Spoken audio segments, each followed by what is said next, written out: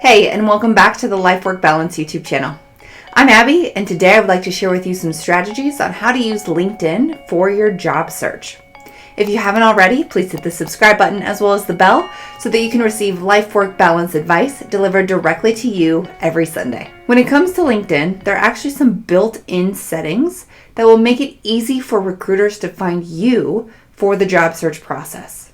But that's not just where it ends. It will take some effort on your end to build and maintain your network. So let's just jump into it. Tip number 1, if you're open and looking for a job, there's actually a setting where you can signal your availability for jobs. You can set this and the recruiters can actually come to you. To let recruiters know that you're open to work, you actually navigate to your profile. And from your profile, you should actually have an area that says, show recruiters you're open to work, and you can get started from there. Tip number 2, make sure that your profile is public. Now, I know that having things public on the internet can sometimes be scary, but this is like your virtual resume. So you want to make sure that other people can see it without being connected to you first. So to do this, you can navigate to your settings and privacy, and from here, you can edit your public profile. So you can change who can actually see what you have available on your profile. So you want to edit your visibility. You want it to show your basic information, as well as you can toggle off and on the different things that you would like your profile to show. I have everything turned on mine because when someone Googles my name or searches me on LinkedIn, I want them to be able to see everything that my profile has to offer. Now remember, you are in control of what you put on your LinkedIn profile.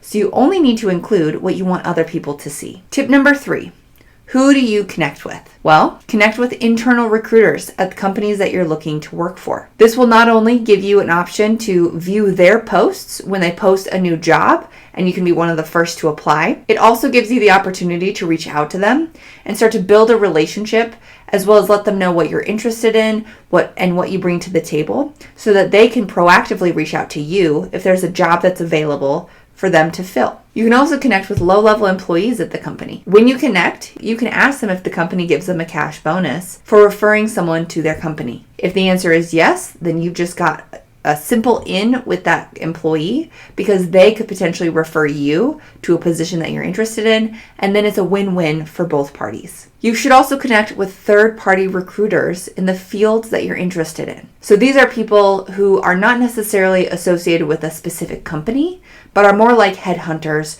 that companies can hire to fill positions for them. Obviously, you also want to connect with coworkers and managers in your current company who you get along with and who you trust, especially if you're going to have your LinkedIn profile say that you're open to work or that you're open to job opportunities. And pro tip, when you get over 500 connections, you actually get a little tag that's added to your profile that says 500 plus. And this signals to recruiters that you have a large network, and that actually gives you a tiny advantage in the job search process. Tip number 4, join groups that are related to your field. You can start to post things in these groups to show off your experience and show yourself as a thought leader in that area. This not only helps you build your network with people who are in the same fields, but also helps show off your experience and your expertise. Along those same lines, when you join a group, connect with people from those same groups. They are connections for future jobs. Tip number 5,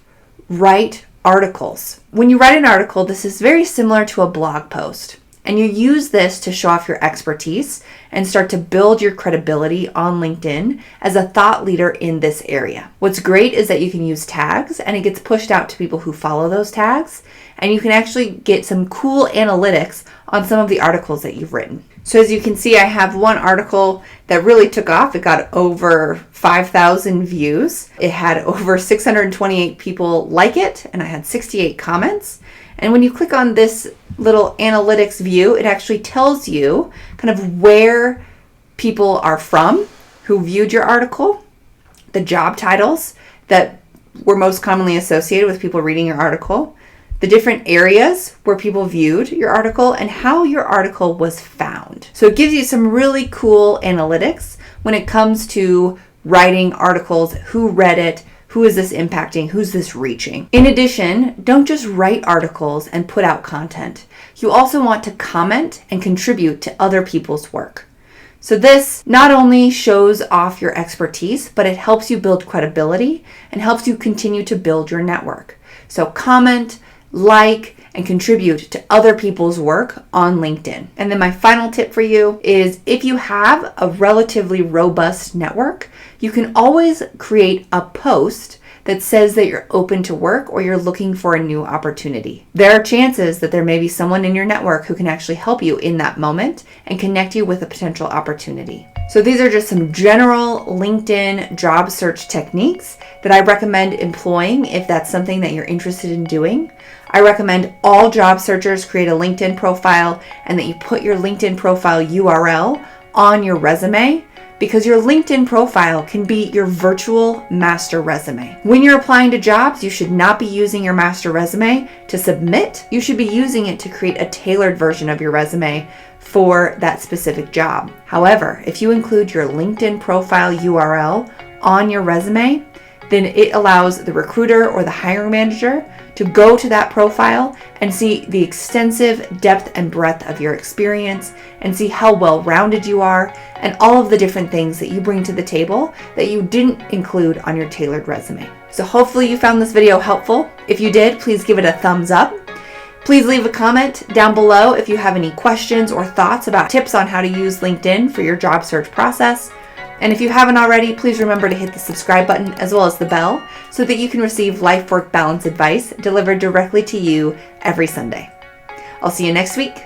Thanks.